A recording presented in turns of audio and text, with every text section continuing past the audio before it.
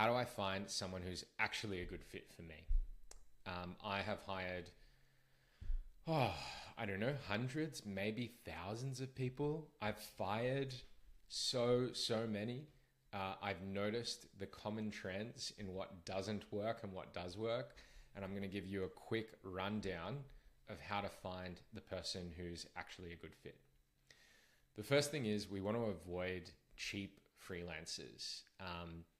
The bottom of the barrel, cheapest possible option. When you hire these people, they're the cheapest for a reason. It's because they're finding it hard to find work.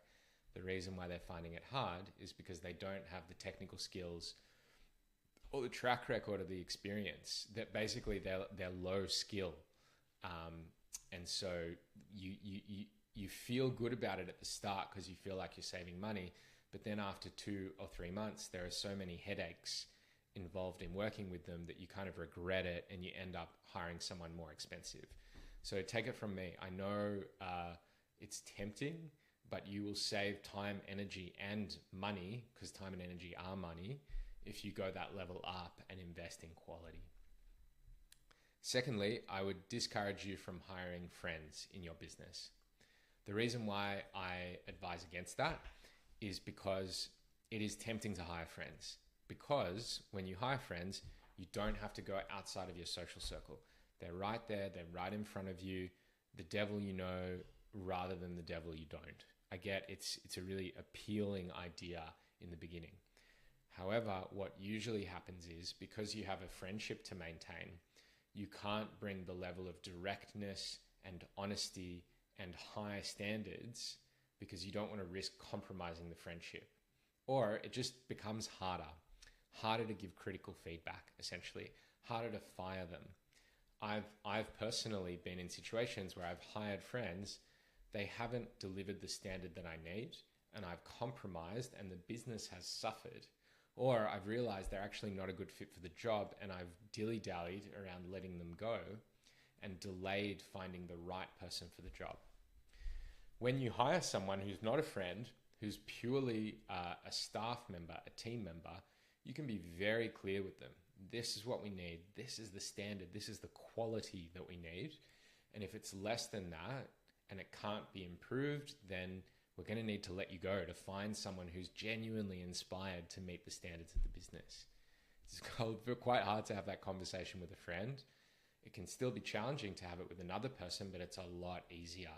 So ultimately, when you hire people who aren't your friends, the business thrives much more. That doesn't mean you can't become friendly and warm and kind and compassionate with your staff, but it is a different kind of relationship. They need to deliver results. That's very important for the business. So that's what I suggest to avoid. Now, the things that I look for when I hire someone are 3 things: character, competence, and commitment. Character is about their character qualities, what kind of person they are. Competence is that they have the non-negotiable technical skills, that they can do the work from the beginning. And thirdly, commitment. Commitment is about genuinely being on board for doing the things that the role requires. So I'll break down these in a little bit more detail, and then I'll talk to you also about how I hire for those things. The way that I hire for character, actually the way that I hire for all of these things is I will put out an application form with questions that are designed to reveal people's character, competence, and commitment. Then once I've got the applications, I will narrow it down to a short list of maybe 5 to 10 people. And those people, I will give a work test. I will give them tests of like typical tasks that the role involves. And I will assess their work. This really reveals their competence. And lastly, I will interview them. And I'll double check their character, their competence, and their commitment by asking probing and specific questions about the results that they've achieved, about how they deal with certain scenarios, and are they actually on board for the parts of the role that I sense people might not be on board for. I'll double check all of it. So application, work tests, interviews. And then I'll put them on a 3-month trial period. I want to give them a realistic expectation that they are still being assessed to make sure that that they actually are a good fit for the role. And I'll keep the shortlist of the people who I didn't hire in case that person isn't a fit, so that I've got a backup and I'm not beholden to that person. So I think that speaks to what to screen for. These are the things that we need. So if you are hiring for a role, think about what are the character qualities that this role needs. Do they need, if it's an admin role, they need to be very good with detail. They need to be very diligent, and they need to be very proactive in responding quickly to inquiries. That's an example of character. So for admin, it would be detail orientation, diligence, and quick responsiveness. Competence. Competence is about non-negotiable technical skills. The way that I assess these is that I will look at a person's past work. For example, if they're a graphic designer, the first thing that I'll look for is their graphic design portfolio, and I'll check whether their designs are of the level of quality that I need in my business. And lastly, commitment. Commitment can be assessed in the application form. You can say, this role requires X. Are you on board for that? And it can be double checked in the interview as well. Often, I think the main things that are often important around commitment are making sure that mistakes aren't made, like double checking, triple checking work to make sure the quality's there. And the quality of communication is really important. This is something I think people forget. You can say explicitly in the hiring process, I need you to respond to every inquiry within 24 hours on a business day. I need you to work these hours per day. You can get really clear about exactly what you want from their commitments, and then just be really upfront. Just say, this is what I need. Are you on board for that or not? So that's what I screen for. Let's move on. I want to talk about when to hire a local versus when to hire offshore. This is a really common question that I get. Who do I hire? The difference between local and offshore staff. So just to clarify, when I say local staff, I'm the audience that I'm speaking to, my clients are typically Australian, American, New Zealand, UK, English-speaking countries. And they're hiring offshore staff, usually from the Philippines or Indonesia or India or South America or South Africa, because those people offshore can charge a lot less and still have a very high quality of life. And so if you're early in your business journey, you might not be able to afford a local staff member, but you can afford a virtual assistant. For example, a video editor in Australia might cost somewhere between $60 and $100, whereas I've found video editors with the same level of skill and professionalism from the Philippines, and they bill out at $20 an hour. So it's literally costing 1/3, but getting the same level of quality.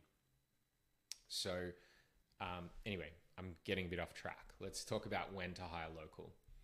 The advantage of hiring local people is that they have a cultural understanding, a nuanced cultural understanding of you and your business and your target audience that offshore staff often don't have because they haven't grown up in the same country as you. And those nuanced cultural understandings are particularly important for certain kinds of work.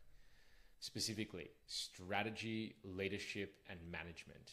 These are the quite complex things that require that degree of nuance. Also, sensitive content and language.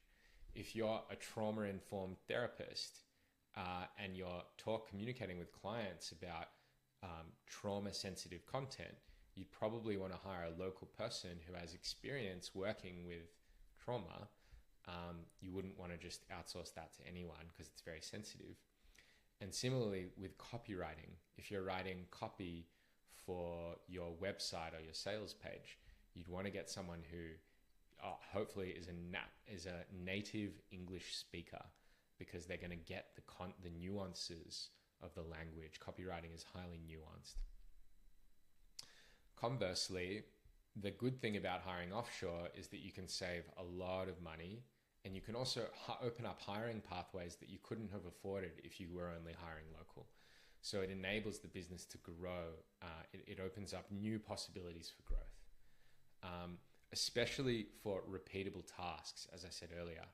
And interestingly, I find I've hired Australians to do certain repeatable tasks, and then I've hired Indonesians and Filipinos and South Africans to do those same tasks.